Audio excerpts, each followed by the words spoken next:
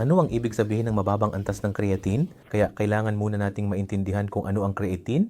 Ang creatine ay isang sangkap na ginagawa sa mga kalamnan at pagkatapos ay inilalabas sa dugo. Kaya ang antas ng creatine mo ay laging direktang proporsyonal sa dami ng iyong kalamnan.